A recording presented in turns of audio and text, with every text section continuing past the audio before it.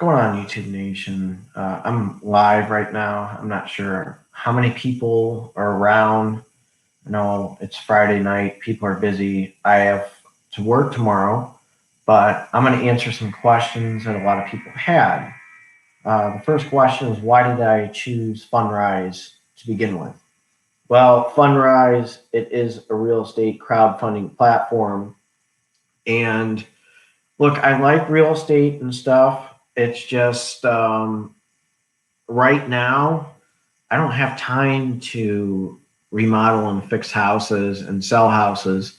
So I'm going to basically invest in these guys, invest in the e-funds and their private rates and let them do the work.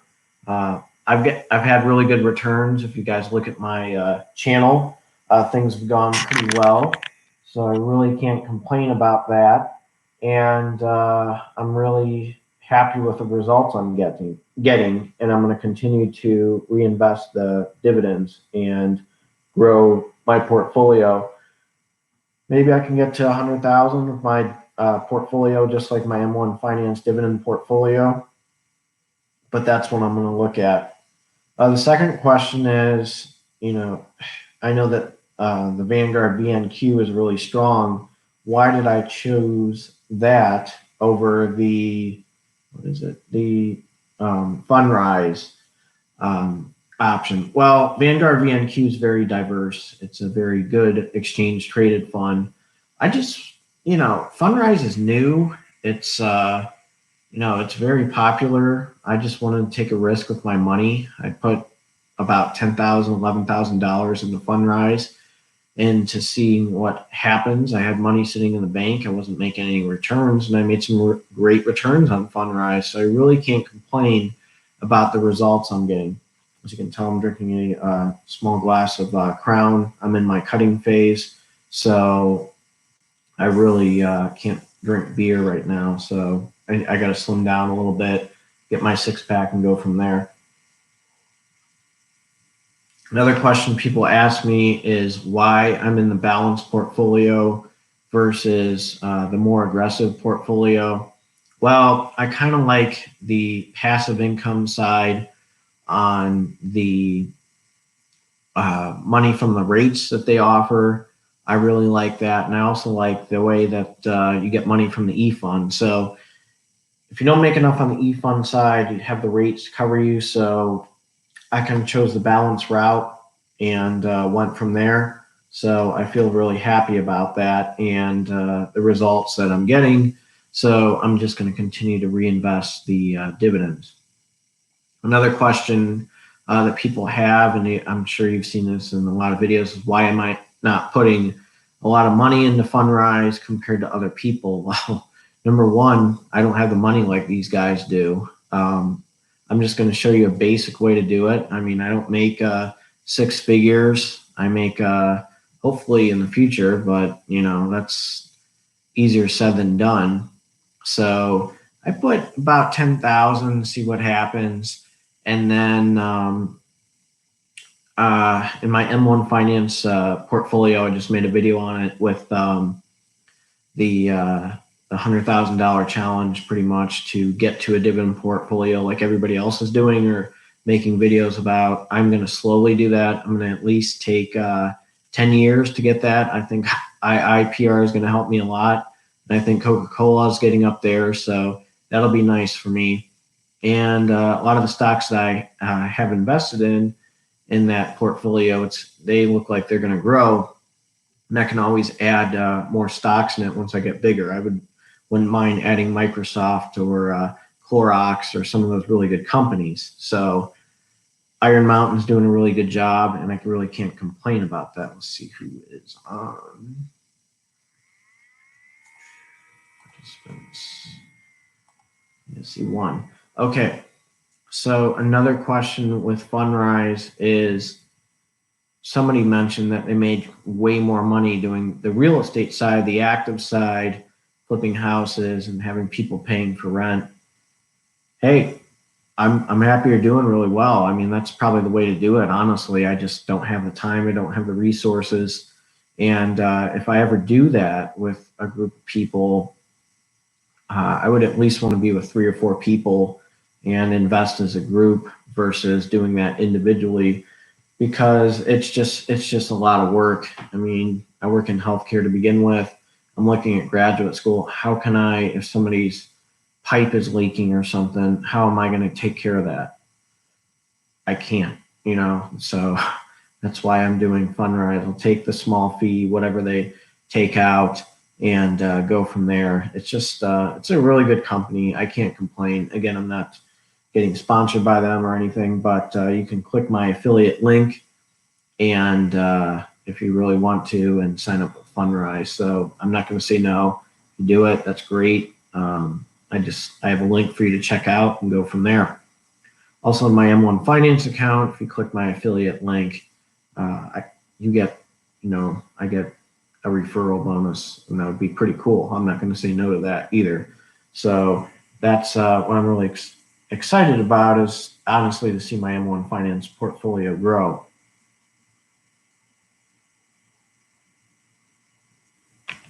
Another question that somebody asked me was, would I consider acorns? I absolutely hate acorns. I have about $1,000 in it. I'm going to make a video on acorns, and I'm going to be ranting about them. I'm not a fan of them. I don't like the fees. I don't like paying $2 and stuff. I talked to E-Trade. I'm probably going to have a Roth IRA on the side. What I'm thinking about doing is transferring that $1,000 from my IRA from Acorns to a Roth IRA. I might just, at Vanguard.com, I might just throw it in VYM in a bunch of shares and go from there. I might throw it in a mutual fund, but I would like for my money to make money and just leave it alone. Having a Roth IRA, you really have to have a lot of discipline. You just put the money in there, park it, let the money make the money. So I like Vanguard a lot. I know I'm in a lot of dividend stocks. I have to be a little risky being younger, throw it in stocks and stuff. Then I'll probably in my 40s worry about exchange traded funds and go from there. But as of right now, I really like these stocks. I know a lot of exchange traded funds like VYM, some really good companies within the ETF. So if one sector takes a big hit and one company takes a big hit, not really going to affect VYM at all. So that's the nice thing about that. So another good question that was brought up was, how much should I invest in stocks? And, with M1 Finance or Fundrise, I think Fundrise has a minimum fee. So I'm not too sure on that. I think they have a minimum fee, how much you can invest in Fundrise. I would do the minimum, and then once you feel confident enough, that's what I did. I threw in just 1,000 for a minimum. Liked what I saw, just started throwing in more money in there. And a lot of the things aren't even like gearing up yet. So that's pretty exciting about how Fundrise is on the rise, and how there's a lot of potential. They want you to hold on to it for 5 years. And if you take it out earlier, you're going to get a big penalty. So that's the big issue. I'm just answering questions that I have written or went to print off. So, I'm not just talking out of my ass. So let's see, another question. Basically, so why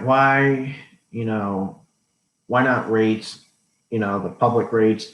Well, look, there's really good public rates. I'm in EPR Properties. I'm in Main Street Capital.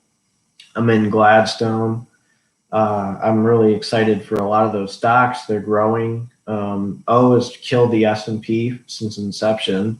EPR gives off a great dividend. It's way up there. Actually, I probably need to put some more money in them so that I get more returns on them. They do some really good properties. So you can't have all your eggs in one basket. I need to hit a few more sectors, but I'll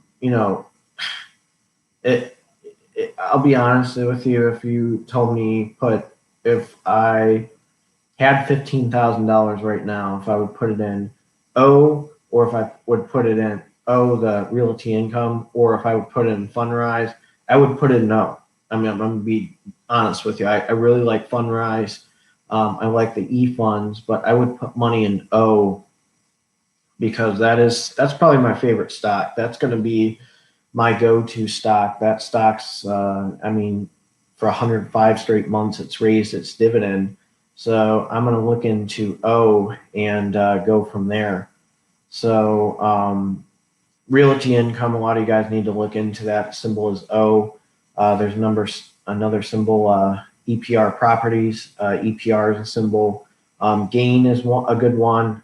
Good, GOOD, is another one to look into. Just trying to remember. Arbor Realty Trust, ABR, I have that in my M1 Finance portfolio where I'm going to try to make $100,000 in. So, you know, to make it my big portfolio, they give off a really nice dividend. There's some really good rates. I put some more money in Americold, COLD is a symbol. So Americold is a rate basically. So food needs to be frozen, okay? You know, with packaging and everything. So they go to those guys before they go to the grocery store. So I'm pretty sure that's how they do it. It's a really innovative way, and they're growing really strong. So there's multiple ways that you can look into investing, but never put your eggs in one basket. That's my advice for you guys when you're investing in dividend stocks. You know, you got to be patient, especially with Fundrise. You have to be patient with your dividend stocks. If you have a Roth IRA and definitely a traditional IRA, or you put that money in there and you just leave it alone. You do not want to be penalized. So that's the big thing. Somebody asked me too, why didn't I just make a Roth IRA with Fundrise? I'd rather just take the passive income and go from there. If I don't like what I'll see, sure, I'll take a penalty or something when I withdraw stuff. But you know, Fundrise is doing really well, so I don't see any reason to take my money out or just take the dividends right now. I only have like $11,000 in my portfolio, so there's no reason to just start taking the cash from that. I'd rather reinvest and go from there.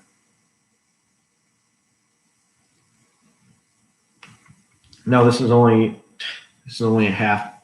It's like a shot and a half. I know this is a big glass, so I'm not getting pretty sloshed or anything. I'm watching my calories. Some of these cars honking and stuff in the background. So that's really it about Fundrise. I see people, you know, here. Are you guys gonna, you know, hello? See who's on. I see a participant. Say hello.